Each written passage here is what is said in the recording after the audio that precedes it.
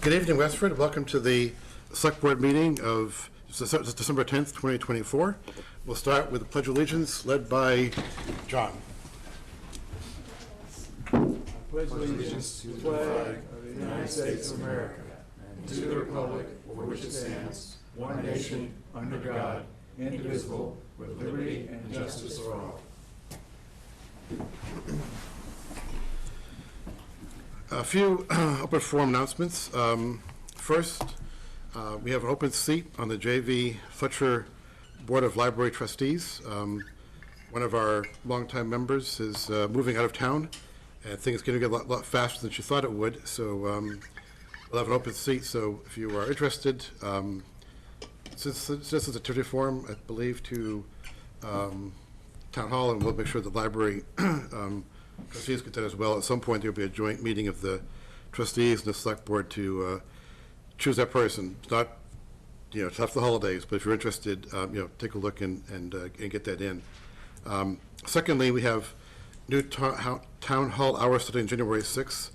And before I get that wrong, I'll let Kristen cover that. So in a previous select board meeting, the select board has authorized us to change the town hall hours in a pilot program to better serve our residents one evening a week and to be more competitive for our employees to close early one day a week. So starting January 6th, we'll be open Monday, Wednesday, and Thursday, 8 a.m. to 4 p.m. Those are our current hours now. On Tuesdays, we'll be open 8 a.m. to 6:30 p.m. And on Fridays, we'll be open 8 a.m. to 1 p.m. And we look forward to collecting data to understand if we're having people visiting in the evenings or doing business in the evenings, and if there's any issues on Friday afternoons, and then we'll report back to the board in about a 6-month period. I also just want to remind the public that we are closed on Christmas Eve, December 24th, starting at noon, and reopening on 8 a.m. on December 26th, and then the same for December 31st, closing at noon, and then reopening on January 2nd at 8 a.m. Also, if you've been following the news at all, you've been hearing about the brush fires all over the North Shore. Westford has been responding to those with our mutual aid agreements, and we give a recognition of thanks from the city of Salem for helping out in Salem with their brush fires. So thanks to our fire department for not just working for us, but all of the North Shore during this drought, and hopefully the rain we have and are going to be coming will be mitigating that for a while. And then finally, I want to recognize our Health Department Director, Ray Dick, for receiving the Jeff Stevens Award. Is there anything from the board? Anything from the audience? Mike? Well, we do have just the memo that's before you for public comment period for Westford POP. So they did have some changes at the DPU level just to streamline the plan. So it takes it down from about 100 pages to 20. So all this is a public notice to invite any comment on the reformatted plan. Okay, thanks. This information got posted to our website. I was just going to say, is it posted?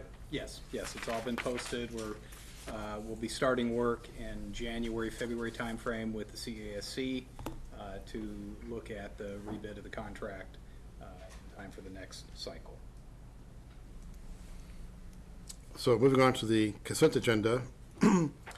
First, special license for Winter Farm Nights. Applicant is Sandra Habe, December 14th, 2024 at Good Pickin' Farm, 5 and 6 Gould Road from 3 to 6 p.m.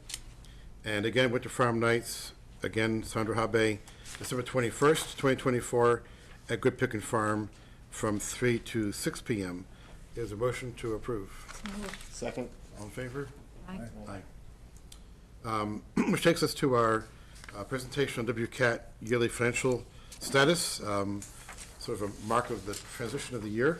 So we want to welcome Sarah and Christy. I know that Sarah's ill, so I think she's going to be on Zoom tonight. But the floor is yours, Sarah. There you are. Thank you. Thank you. I'm here. Hi, good evening. Christy is not going to join us. She's also sick.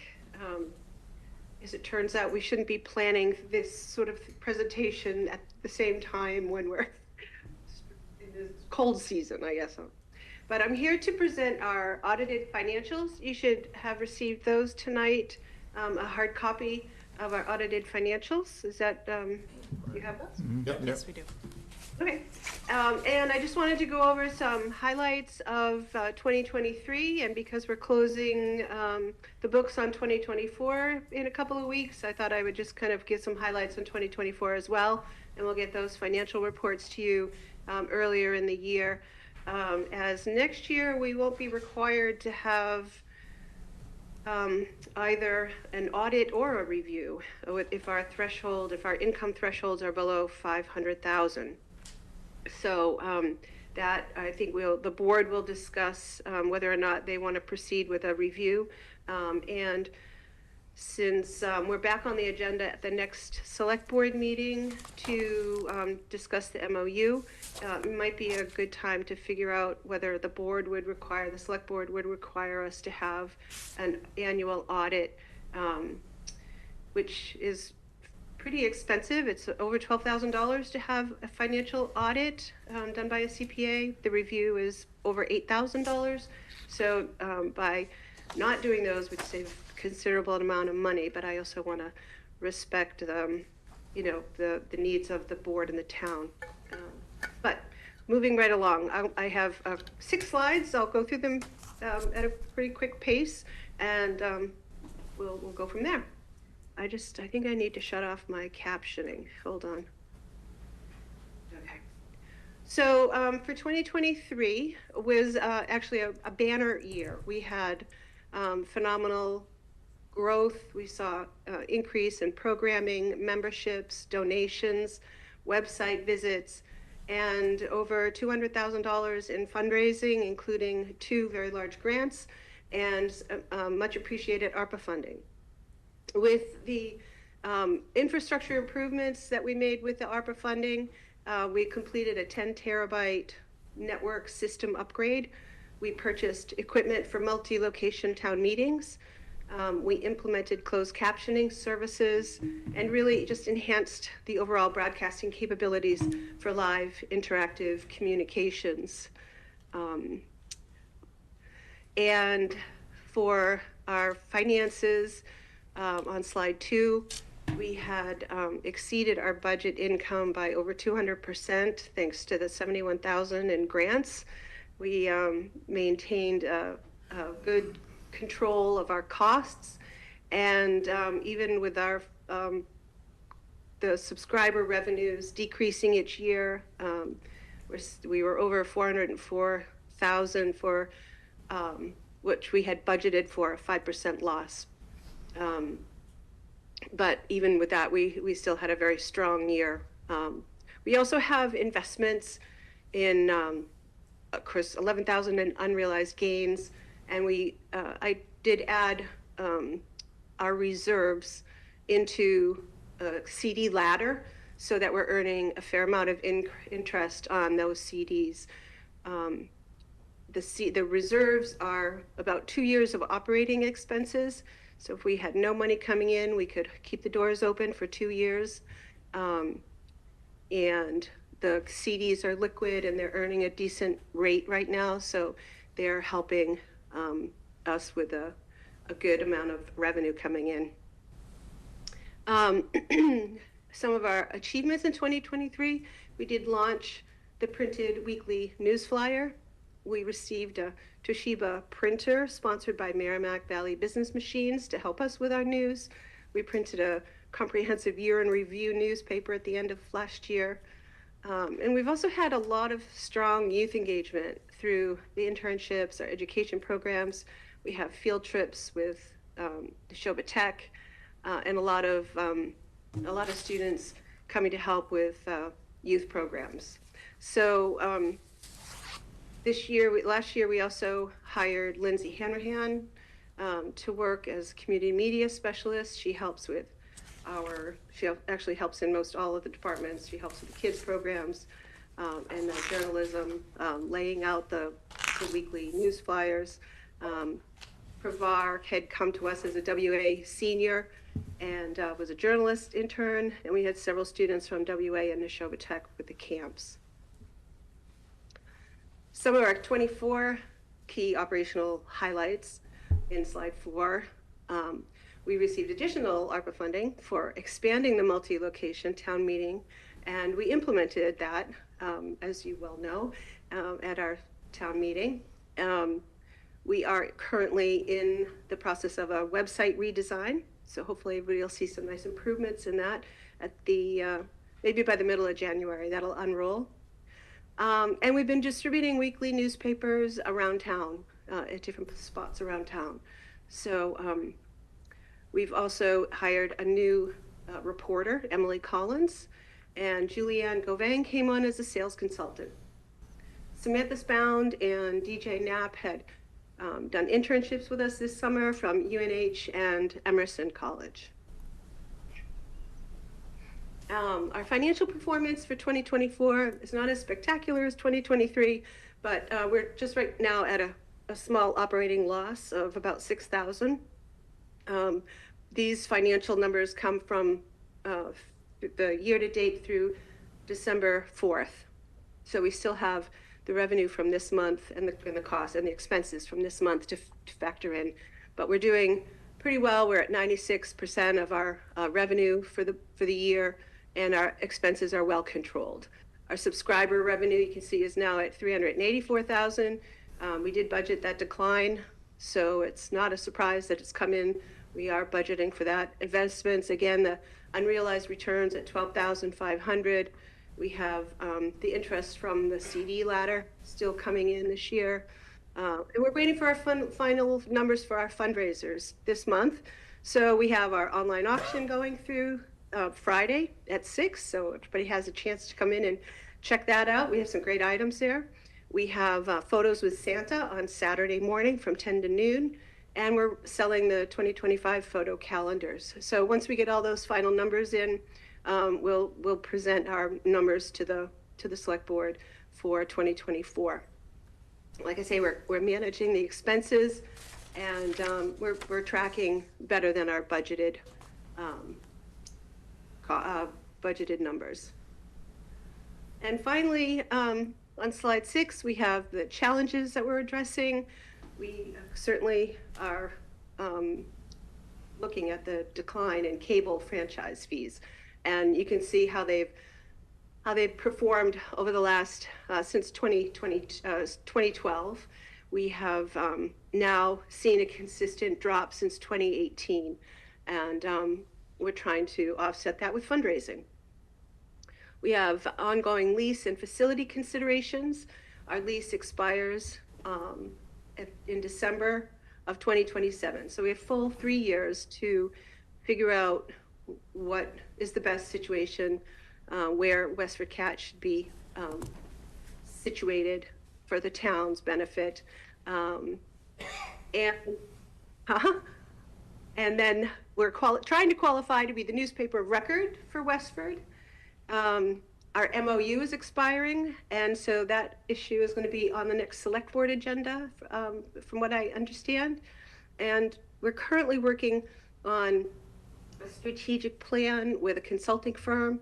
So hopefully by the spring of next year, we'll have a good solid plan for moving forward. So that's where we're at. Great, thanks. I mean, it's a whole lot better than where we were, 4 or 5 years ago? Yeah. So thank you for making us a much better going concern. Thank you. Any questions from the board or observations? Chris? Could you speak a little bit about what is entailed with becoming a qualified newspaper for Westford, and what benefit that would be to the community? So we're trying to figure that out, right? We need to be a distributed newspaper that people can get their hands on.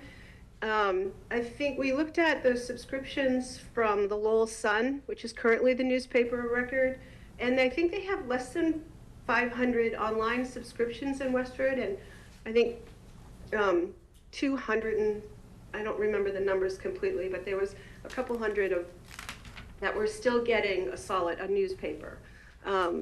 So we just have to, I'm not entirely sure what would make up that, accreditation for us, but I think having probably a subscriber, a subscription base that we can mail out and also place out in the community. Thank you. Tom? Just from being able to liaise with the WestfordCAT board, I know the board knows this, but just want to acknowledge how hard they are working to support democracy, support public communication, get out and cover events. So, I think they've done yeoman service, sort of bringing the news to the people of Westford. And so just want to recognize that that's been their focus, and I think they've delivered on it really well. I mean, it's nice, I would Good agree. team, they're doing. When you see, we had a meeting with the Pesticide Committee at the, on a sidewalk at West Street, and we had Emily there as a reporter. So, it's nice to see the local press, at these, some people I think is sort of a secondary committee, but the decisions we make, there are a lot of implications for the neighborhood. So, glad to see it covered. And it's been covered in other meetings, but also just the really strong work done in creating access in town meeting, helping us move from not being able to meet the need to really, I think, doing a great job being able to meet the need. So I think WestfordCAT's been a great partner for that. Thank you so much. Yeah, and I have a great team. I'm really proud of the work they do, all of them. They're really outstanding. Any comments from our audience or online? Okay, so, Oh, actually, there's one online. Emily Teller. okay. I just want to say that WestfordCAT is the only game in town in terms of journalism, and so I'm really grateful that they're there. And any support you can give them, I think, benefits the whole community. Okay. Thank you, Emily. With that, Sarah, let's go get some NyQuil and. I was going to say, take care, Sarah. Hope you feel better soon. Thank you. Good night. Good night. Good night. And moving from the WestfordCAT financials to our town financials, which are somewhat larger, I'll bring you Kristen and Dan to take over. I'm just going to promote some school committee and some Oh, yes, thank finance you. committee members. Valerie, do you want to call your committee to order if you have a quorum? I'm not sure if you do. I'm not actually sure. And same with, okay. So online is Beth Morrison, Tom LaFlamme, and John Leafers.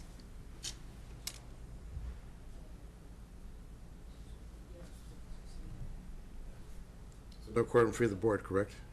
FinCom, I think, has quorum. John Okay. Lippers and Beth, 75 for us. It doesn't sound like the school committee does. Do you want to call FinCom to order then, or? Sure, I'll call this meeting of the Finance Committee to order. Hopefully no votes on the night, but just to be on the safe side. Dan? Or Kristen, or who's running the, I will start, and if I misstep or miss anything, Dan will put me on the straight and narrow. So thank you, members of the board and members of the Public Finance Committee and School Committee. It's my pleasure to present to you the fiscal year 26 budget. Last evening, the school committee heard the school's budget from Dr. Chu, so if you haven't already tuned into that, you may want to watch that as well. And this certainly is the encompassing entire town budget, and there'll be many conversations over the next few months that we'll summarize at the end of this presentation. So Mike, next slide, please. So in terms of this budget presentation, we wanted to give you the budget objectives, including what we've looked at for our draft strategic outcome areas. We want to remind members of the public and the select board and other boards and committees of the fiscal 25 service cuts that we're realizing now due to the failed override. We wanted to review the projected gap between the fiscal 25 and 26 budget.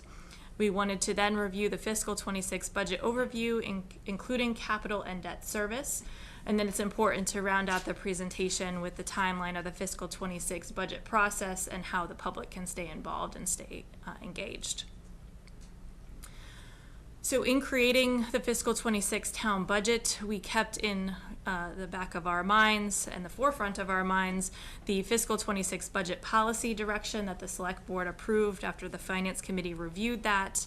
We continue to incorporate recommendations from the budget task force final report, and we use the draft strategic plan as a guide with those 7 outcome areas. And these are all linked here in the presentation. Everything is current on the town's website, but if anyone needs a hard copy, please feel free to ask for that. We also were very cognizant that we had heard from the voters in May that there was no appetite for an override, so we are not proposing that in this budget this year. But we want to place caution that we continue to face a structural deficit for fiscal 26 and beyond based upon the Proposition 2.5 constraints through the Commonwealth of Massachusetts. So a review of the fiscal 25 service cuts. This is just a summary. We do have detailed slides if we need to go into it for members of the public and the board. But we did reduce the town budget by $119,000 or 0.42. We reduced public safety by 5 employees, sustainability coordinator, heavy equipment operator in DPW, part-time library workers, finance accounting workers, DPW business management, interns for land use management, building department inspector coverage. We reduced library hours, administrative support, healthy lakes and ponds initiatives, and others that are not listed here. Also, as the schools presented last evening and highlighting here, that budget was reduced by $1.7 million or 2.57%. And that net reduction was 51.6 FTEs, 30.2 would have been reduced with the override budget, including 8.2 classroom teachers due to lower enrollment, 18 special ed van drivers due to outsourcing, an admin for merging of duties, and 3 admin staff. 21.4 FTEs were reduced because the override did not pass, and I won't read the rest on there, but it's pretty clear that there was quite a bit of reductions in that period of time. So going into producing the fiscal 26 budget, we had a number of challenges. We are still absorbing the fiscal 25 cuts. We wanted to present a balanced budget to be able to set the tax rate.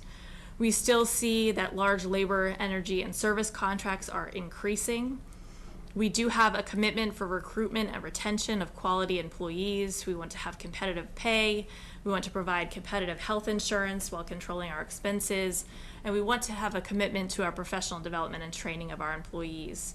The Proposition 2.5 presents constraints that will continue to drive service cuts, our structural deficit, where costs are increasing faster than revenue. And this year you'll see that we're using one-time funds such as ARPA and revolving funds to plug that gap, but that is not sustainable into the future.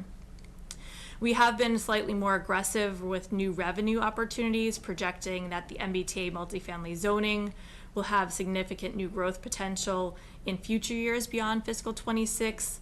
And we continue to work with our economic development consultant to try to realize a new tax base for our town.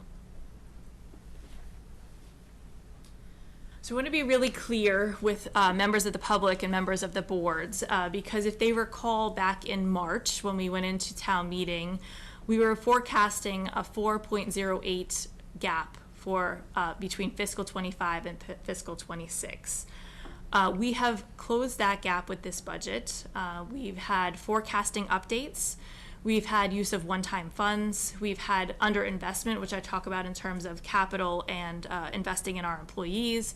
And then we have seen some efficiency gains, which we should be really proud of that we've closed that gap there. So some of the favorable changes in our forecast amount to just over $1 million. We did forecast permits and fees due to MBTA zoning in fiscal 26 higher than we forecasted before because the town was so aggressive in adopting the MBTA zoning bylaw. Our investment income continues to be strong. We actually did not expect it to be that strong going into this period of time. Our motor vehicle excise continues to be strong, and our state aid, specifically Chapter 70 allocation, was higher than anticipated. We do have some less favorable changes than we forecasted. The Neshoba Valley Technical High School tells us that we have an increase of 14 students, which we did not expect, so that's about a $500,000 increase.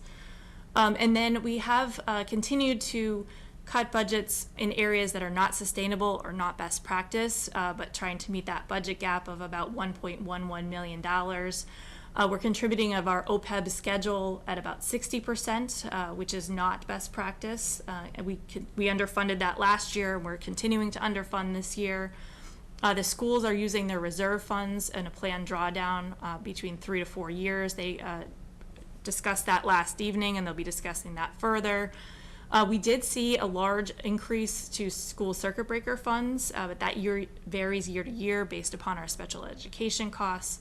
And then, like I said before, we're using ARPA funding to plug those operating and capital costs. So again, we don't expect the volatile cost drivers to remain low. We think we're still at risk with underinvestment.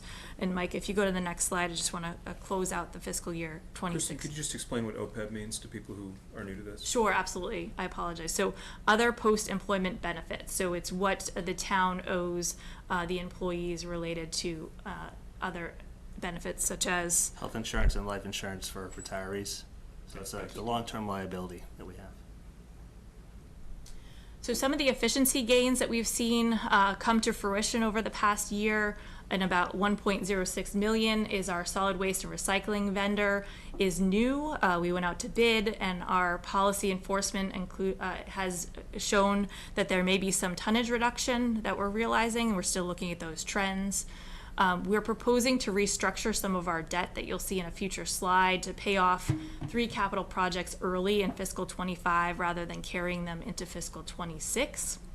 We've realized centralized fleet fueling, and we're seeing the benefits of that. Mike and Jeff Goodwin and their teams, as well as the schools, have engaged in several energy efficiency projects that we're seeing some savings related to electrical and gas costs over the course leading into fiscal 26. And then we do not have a general subsidy in the fiscal 26 budget for recreation enterprise, and we were able to substantially reduce the subsidy for the ambulance enterprise. The other adjustments that we want to make note of is that Westford Public Schools, the other adjustments total 1.33 million. Westford Public Schools saw changes in their special ed tuition, as well as other reductions. On the town side, we've had employee turnover that have led to operational savings. Specifically in DPW, police, and ambulance. We are cutting professional development for staff, and there were some changes in the forecast to the school budget. So this is a pie chart that really shows those areas that I just described, that the town expenses is in the gray, about 20% of reduction. School reduction in the forecast was about 51%. Other expense reductions were about 2%. State aid increase, which we did not expect, was about 13% of that. Local revenue increase, 14%, and then a small amount of other revenue, just under $8,000. So getting into the fiscal 26 budget recommendation, I want to talk first about the increases that we are seeing to the budget, then the decreases, and then just general notes about the budget. So we are increasing our compensation reserve for the human resources budget. We have 6 outstanding collective bargaining agreements, so that is one area that is volatile right now. We are increasing the legal budget for our labor expenses to reflect our actual costs that has been traditionally quite underfunded.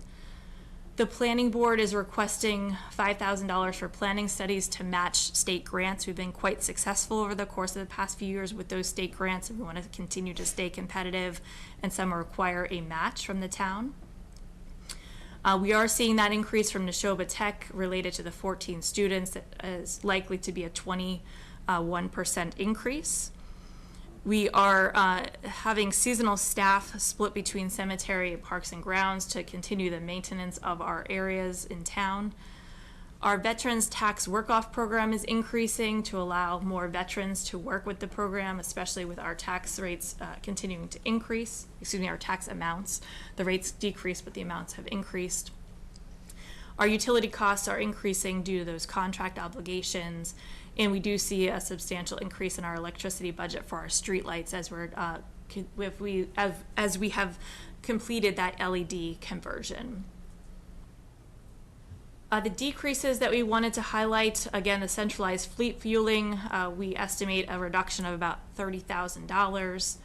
The assessor's office continues to use their on-site staff and reduce their contracted services by about $3,000. With the trends we've seen in solid waste and recycling, with our tipping tonnage going down, we see about a $30,000 decrease to that budget over what we had projected. We're also seeing some blended value revenue coming from those recycling commodities that we had not seen in the past.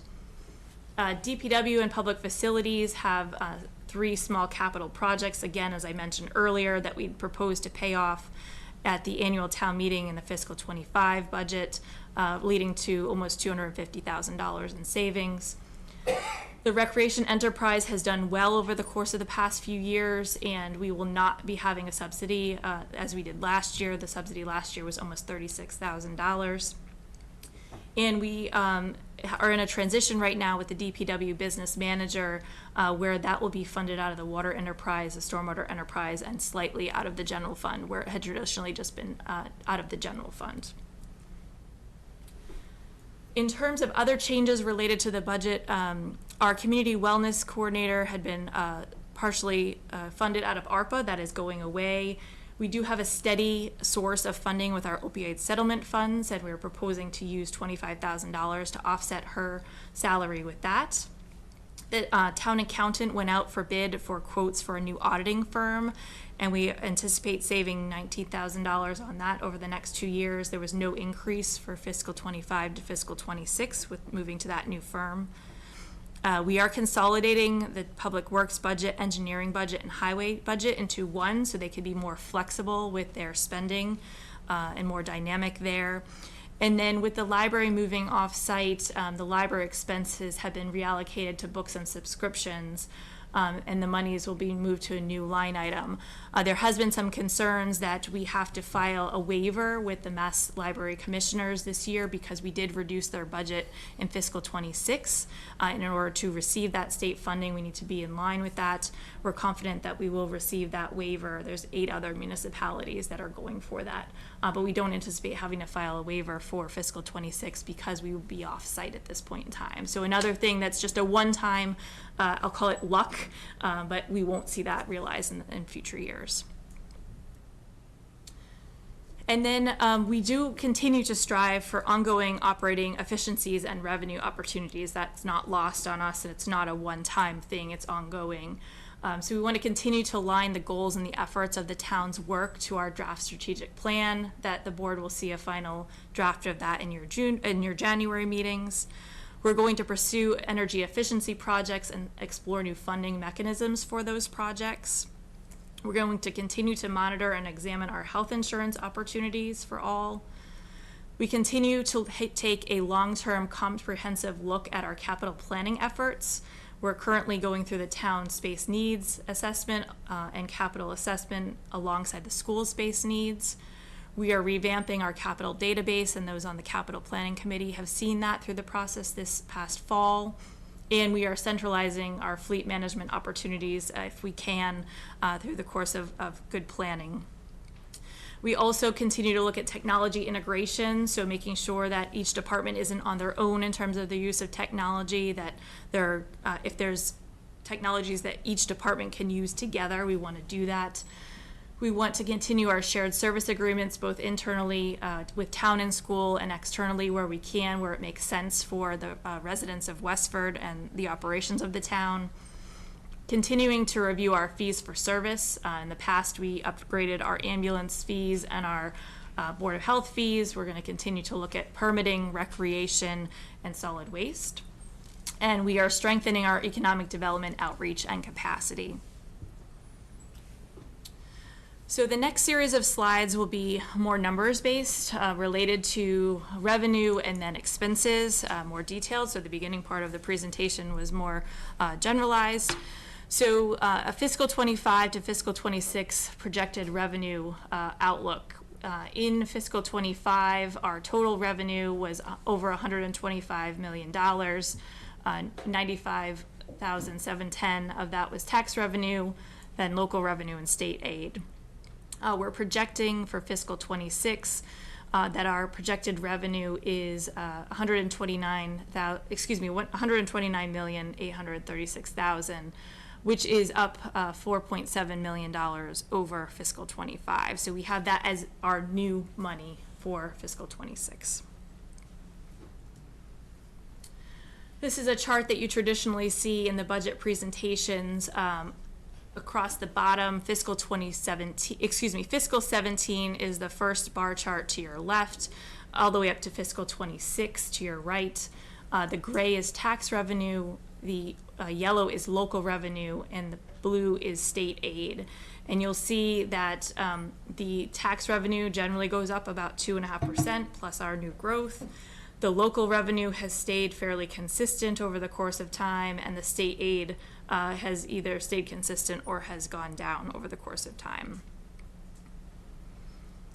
So when we have forecasted our fiscal 26 state aid, we made several assumptions, and these assumptions are generally the same from year to year. The governor's budget is not due until January of 2025, so our budget is due to you before that comes out, so we don't have the benefit of those exact numbers. So we're using the assumption that the additional state aid in Chapter 70 funding is $60 per student.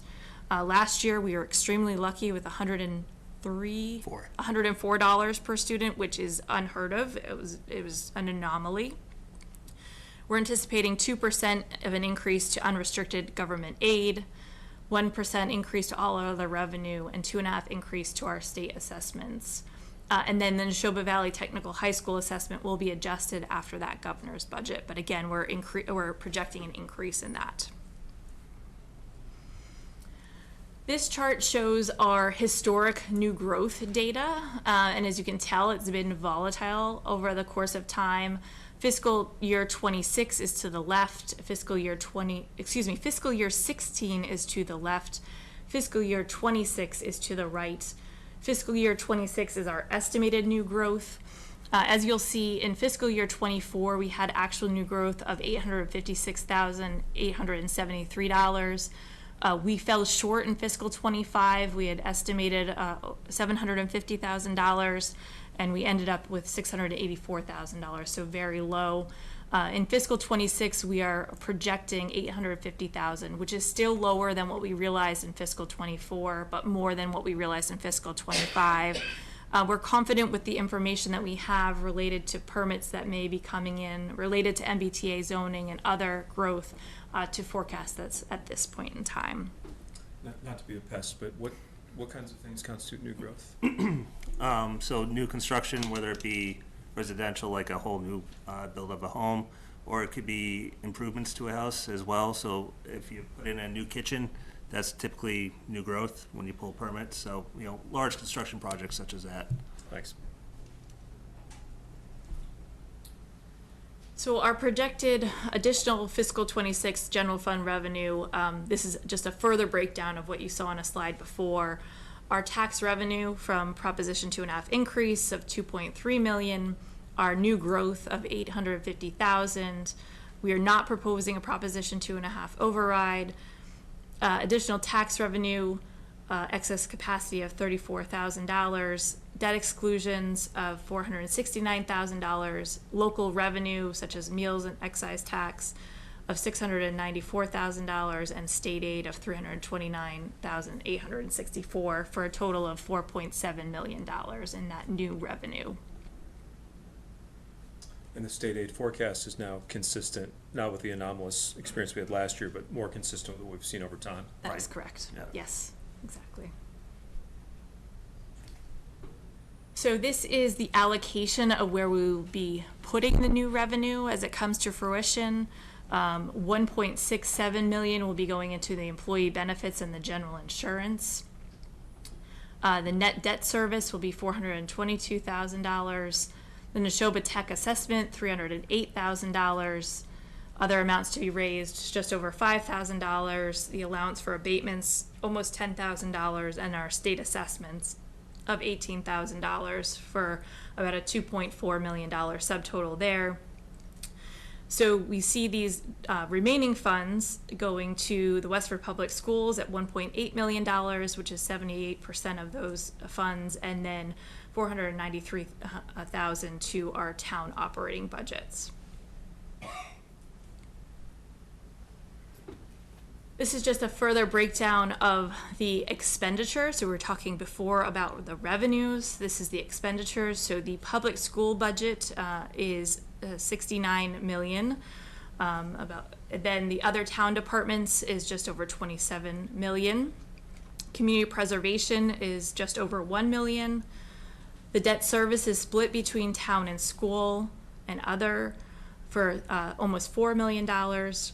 The enterprise accounts about 9.5 million, unclassified 24 million, Neshoba Tech 1.79 million, and then the other amounts to be raised 7.6 million.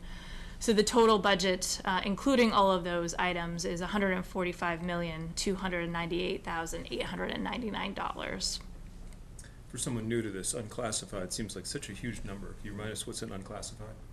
Yeah, absolutely. Yes, the risk management account, so it's all the health insurance, the general insurance, the retirement assessment, contribution to OPEB trust, all those items together constitute that 24 million. I wish we had the freedom to give it a better, more descriptive name, but we don't. We could call it risk management as well, but Okay. it's just what the UMass chart of accounts calls it, so we can definitely call it risk management if we prefer, so we'll update that. All right. And then we wanted to be clear with the boards and the public about our reserve balances. Your free cash balance is just under 5%.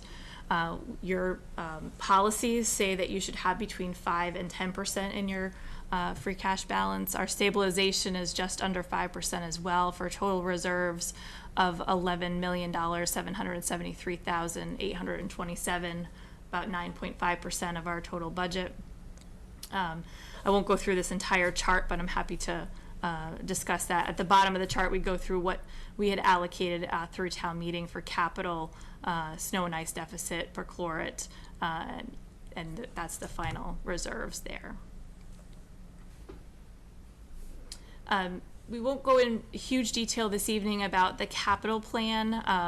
There's a link here for those who wish to go through it. We will have this in a public forum with the Finance Committee moving forward, but we're proposing a total capital plan of just over $11 million, using 2.6 million of free cash, 3.6 of general bond funds, and then enterprise revenue and retained earnings for those areas where they can use that, such as the water department, ambulance, and the like. Our capital stabilization balance is $508,715. And just want to be clear that none of this includes the Robinson School MSBA feasibility study. We're continuing to work through that with the Robinson School Building Committee that's starting meeting next week, and with the state related to what that may look like in terms of a question on town meeting for an article there. So we have non-excluded debt service, that is $1.9 million, with 1.1 permanently bonded at this time and 784 in estimated debt payments. Non-excluded is that we have not asked the question on the ballot to raise people's taxes. This is included within the tax levy. As I alluded to before, we're proposing an article at town meeting to pay off the projects of the Town and School Safety Task Force for the exterior access controls, the Plain Road sidewalk construction, and the Blanchard Middle School chiller units in the amount of $242,000 to free up that capacity for the fiscal 26 budget. The other projects that are authorized but not yet permanently borrowed are the Carlisle Road sidewalk project, Oak Hill, Plain, and Moore Road projects, the fire department tower truck, and the Plain Road Phase 2 sidewalk project. And we recommended capital earmark for bonding, but not yet approved by town meeting, to include two six-wheel dump trucks, 2 6-wheel swap loaders for the DPW, and the Plain Road sidewalk construction of Phase 2. So rounding out the presentation, we want to make sure that members of the public are aware of all the opportunities to get involved and the benchmarks that we'll be marching towards. So tonight we are having the town manager budget presentation. From January 9th to January 31st, every Thursday evening, the Finance Committee will be holding public hearings. We have a schedule of those public hearings now on the budget website for the public to see what departments will be presenting those evenings. And then we'll be linking the videos to those once those are complete. December 16th, January 6th, and January 21st are still the school committee discussions, right, Valerie? The 23rd and 30th. Okay, we will so for your board, for your school committee? I'm sorry, no, you're right. Okay. And the school committee will be presenting to the finance committee on the 23rd. Thank you. Excellent.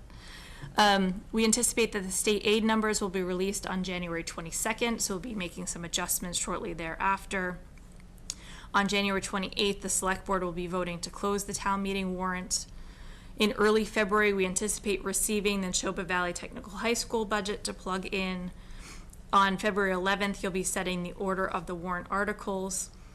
In mid-February, we'll be making those final budget adjustments to go to town meeting. We'll be presenting those town meeting warrant articles, including the budget, at the League of Women Voters, which we anticipate will be March 13th.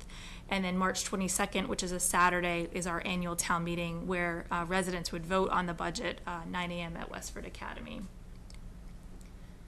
So giving some more information for members of the public, again, these Finance Committee public hearings, you can sign up for the agendas and listservs through the link below.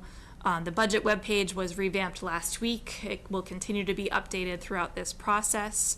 Certainly email myself or the select board with any questions or concerns, and then finally attend town meeting. And then the final slide, just want to thank all the involved boards and committees throughout this budget development process. There was a lot of involvement and input. I also want to thank the department heads for their staff and their staff not only working through the fiscal 25 budget and what that realization was, but really being very efficient and not selfish in their requests for fiscal 26. And then obviously we welcome the public's input and suggestions.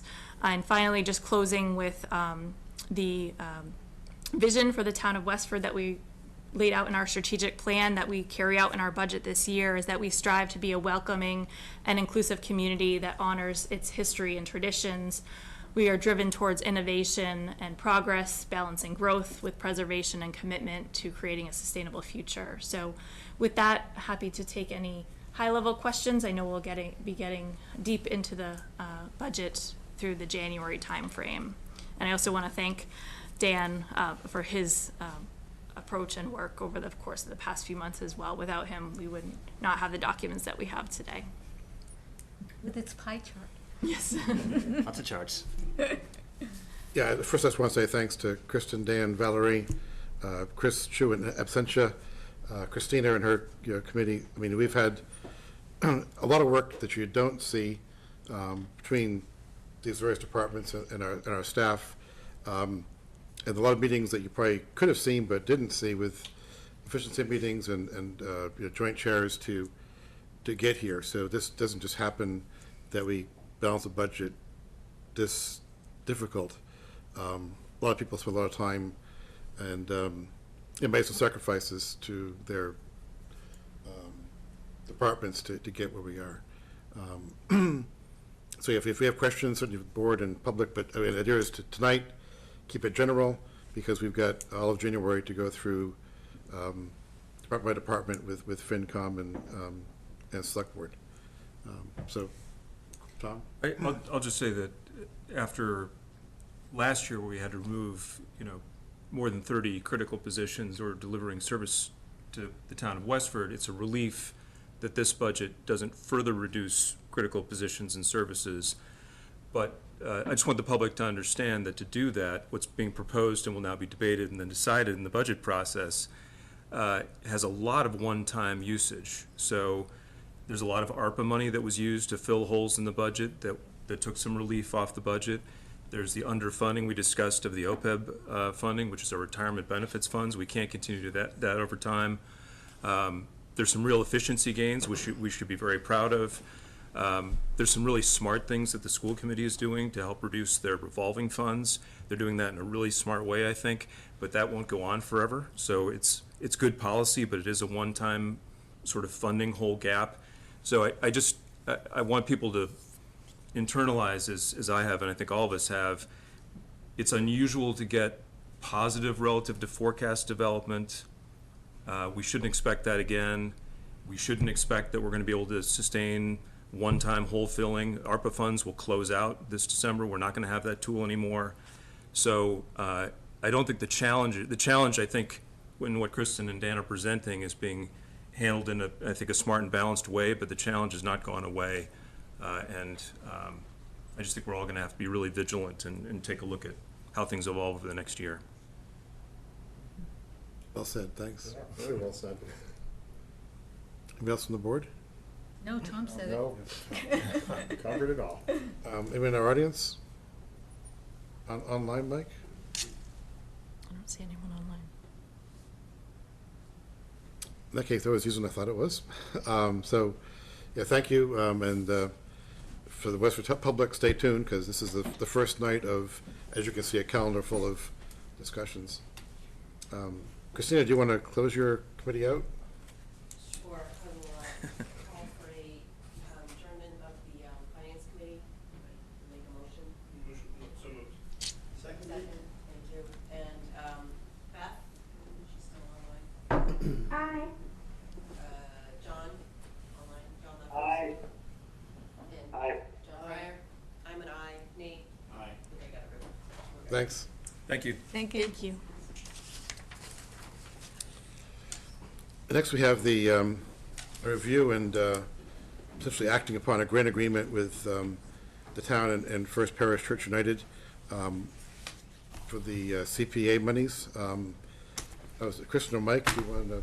I'll tee it up and then I'll turn it over to Mike. So at the 2024 April annual town meeting, the voters approved $89,400 in community preservation funds for the First Parish Church United to undertake a comprehensive conditions assessment for their historic meeting house. This funding is exclusively for assessment only and not for any restorative work or any building projects. So we have been working with the church and had not had a grant agreement in place in order to fund their request. We do need to have that grant agreement. We've reviewed this with town council. If there is work to do further or further requests, there will be a separate grant agreement, and if there's any actual building construction or alteration, there will be further historic preservation grant agreements and the like. Mike, did I miss anything? No, I think you covered it. Okay. I have a question. Of course. If the grant is only for an assessment of the building, then how can there be any money expended from this grant for any renovation work that you just mentioned or repairs work? I mean, it's not simply that there has to be another, with the historical, another grant or a grant agreement with the Historical Commission. It seems to me there has to be a whole nother grant and a whole nother fund, Yes. whole funding. So what I don't understand in this agreement is that if it's just work, if it's just assessment, then why are there provisions that say that the grantee shall seek approval of and work closely with the Westford Historical Commission and Town Manager's Office in the implementation of the project? All work must be approved by the Historic Commission and Town Manager, blah, blah, blah, blah. I don't see how that jibes with the fact that all they're doing is an assessment of the building and looking at the building. They're not going to be doing any work on the building, so I'm a little confused why these provisions are in the grant agreement.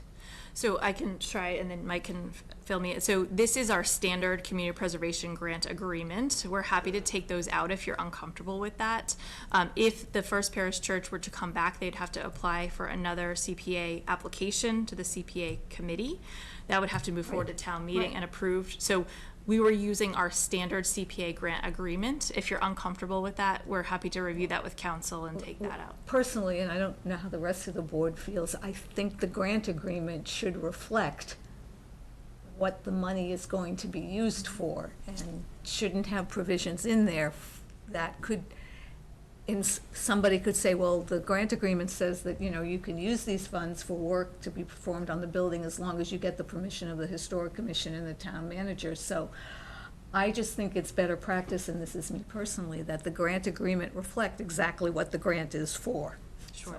That's So I know just- in a whereas clause on the first page it does, but if you. Well, there's a couple of reasons for that. So, one is it does refer back to the proposal, which is strictly the assessment I for get the all that. scope. All I'm saying is that this is not consistent with the proposal.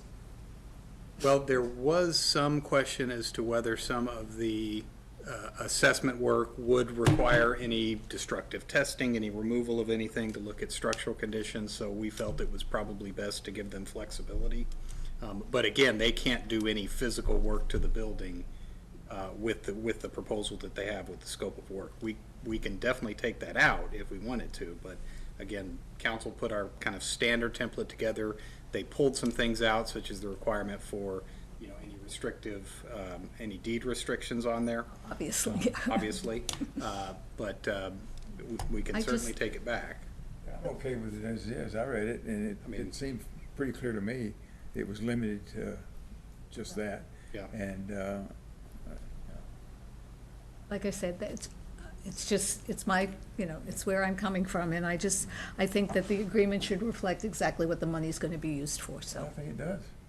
No, I don't think it does. So Well, we can agree, disagree with yeah. that. I think when it has provisions for work being done, that doesn't reflect, that is inconsistent with the whereas clauses in the proposals. But that's just me.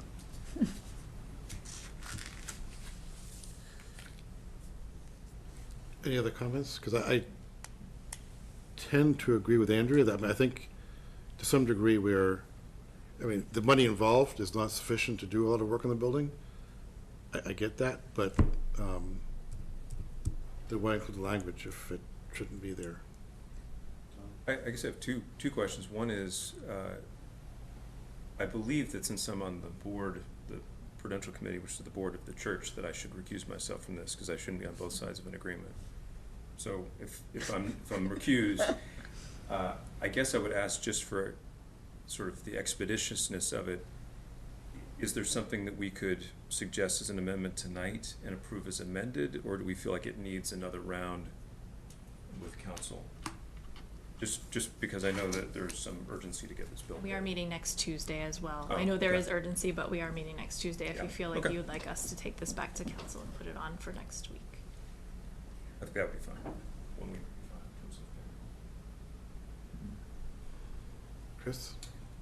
I think I'm on, where you guys' heads are, I think we should amend it. We're gonna be here next week, and if we have to, that doesn't unduly impact things, I think it's okay. then I would say we should do Okay. due diligence and just make it be reflective of the work that we're actually doing. And if it really is the case that they expect to need to do some preemptive restructuring of building component to get at, and I get it, you know, what's underneath some things, you take something off to look at it.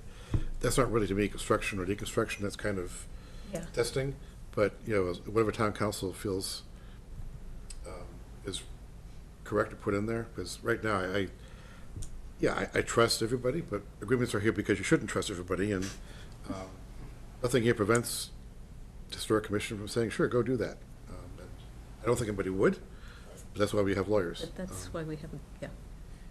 Just an additional point, I believe that all of the actual engineering on-site assessment is complete. So anything that would relate to taking a sample or doing anything that would be any physical modification that ship has sailed, to the extent that's an issue that we're trying to potentially address or know that we don't need to address. I mean, To take this back to council. yeah, I guess, so we do can you get it have back do you to have enough comments to clean it up, Mike? Yeah, I guess, is there a specific provision? Because I'm trying to look through this and figure out exactly which piece of it. Number 7, the work. Hang on a minute. Page 20. Yeah, I'm reading through the work, and I'm not seeing anything that wouldn't apply likewise to a consultant or a consulting engineer for any kind of construction testing. So I just want to make sure I understand what we're removing. Well, I guess, I mean, if you look at 7C, for example. 7C, if you look at 4C, Well, there's permits required for some of that work, even if it's done by a consultant potentially. well, then I think you just, and this can be up to town council, I think you just need to define it more clearly as, because it says, I guess I don't why would, if they're only doing an assessment of the building and the structure of the building, why does the Historic Commission need to approve that? That seems to me to add a burden to the process. So you're under section 4, conditions. Yeah, 4C. Okay. Well, as I understand it, and Tom, I think you were fairly involved in kind of the scope. A lot of the work they're doing with the assessment is to derive a budget for the work, which would necessarily involve some level of improvement from the Historic Commission. Maybe they need to consult with the Historic Commission to get some sort of budgetary, but to do the work, this says all work must be approved by the Westford Historical Commission, and I think that adds, I'm concerned that Okay, adds so, a burden all right, to so- their process. Or C, would a rewording that basically contemplated any resulting plans for budget purposes have? I guess I don't understand why the Historic Commission needs to be involved at all right now. I don't think they need to necessarily be involved for And this and by the way, if contract. anybody's watching from the Historic Commission, I don't mean to be, to denigrate Historic Commission's been a great partner for us. what the Historic Commission does and their involvement in this. I'm just trying, I'm not trying to do that. I'm just trying to make this process as easy for the parish, for the meeting house, for the church as possible, without having to go through multiple steps to get this assessment done. Yeah, Mike, if your thought is that the subsequent plan would have to be approved, I think you're right, but that You're would right. happen as part of the next grant. Yeah. Okay, would it be sufficient, because I think, we want to keep the town manager approval in here. Do we just want to strike the Westford Historical Commission from 4C? Is that the sole change? Well, what work does, I'm sorry, what work does Kristen have to approve? We need to basically ensure, and this I think goes for, and this is on advice of council, we need to ensure essentially that any contracts, any work that's been done for the grants are basically procured and actually performed to the Okay. extent that they're supposed to be. In any case, it's still taxpayer money. We have a responsibility to all make right. sure. If it's a simple matter of striking Westford Historical Commission, just to remove that step, I think we could do that by amendment now, if that's the piece. Must be approved by-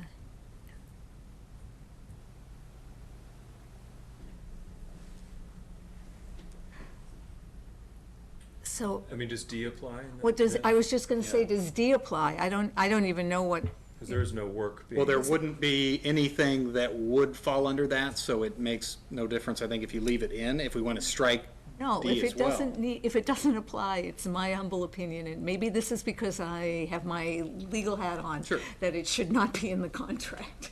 If It work shouldn't be is- in the grant. I'm sorry, I didn't, Yeah. so if work is defined as the work being done under this grant, then Right. I don't think that it would appropriately fall under this guidance. Because assessment Right. is probably not covered under the work as defined under the Secretary of Interior standards for I treatment. think unless we know what those, I'm not Well, that's why you need. intimately familiar with the interior standards for the treatment of historic properties, but I would assume that we want to keep, But we're not treating the property right now. All we're doing is assessing what the property needs. We're not doing anything to the property. That's, when we get to the second phase, as Tom just said, that's when that applies. But it's like doing a building assessment of any building in town. Let's bring it back to council We can and bring bring it it back back to to next week. Okay. Okay.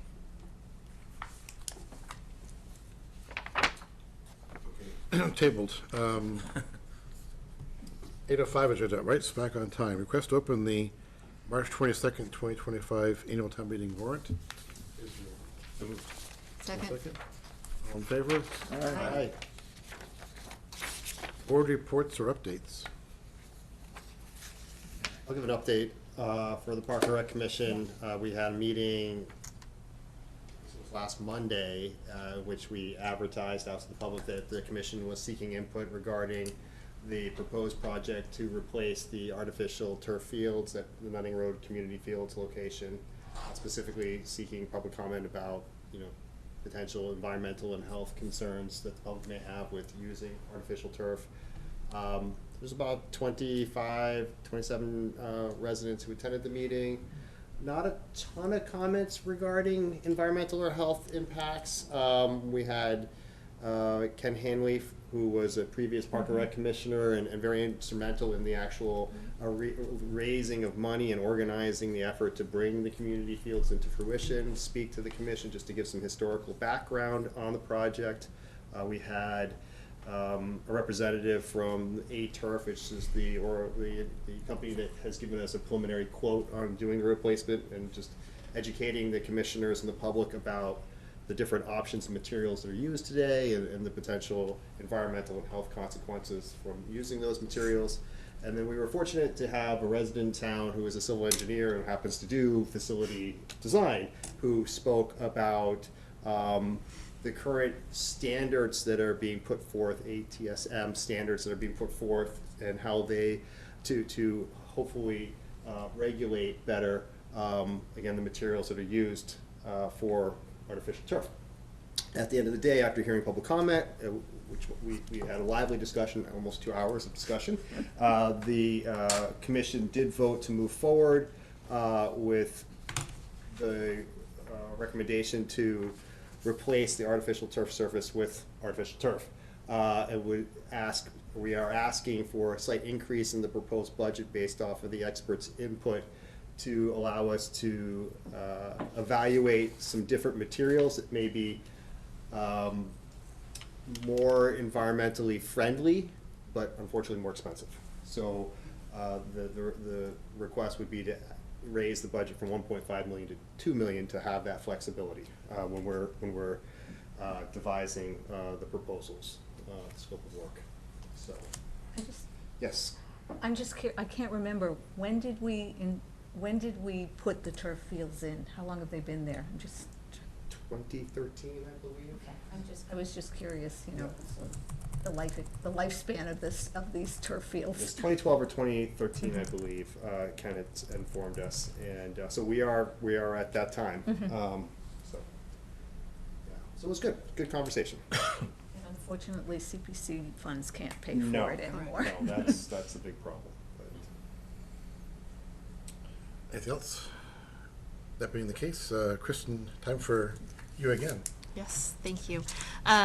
So requesting that the board appoint an acting town manager, Jeff Morissette, assistant town manager for land use, for a period of Wednesday, January 1st to Monday, January 6th, as I'll be out of town. And then we have a grant and a purchase order. I'm happy to take them all together, or. Let's do so. Motion to approve. Move to approve. Second. All in favor? Aye. We are excited to report that the Land Use Department wrote for a housing choice grant through the Community Compact Program through the state for the Route 40 corridor study. This was a resolution at the March of 2023 town meeting. We received the amount of $106,000 to move forward with that. So we'd like the board to accept that grant, and then we'll move forward in the new year with putting out a request for proposal for consultants to help us with that. Is motion to accept money? Absolutely, so moved. Second. All in favor?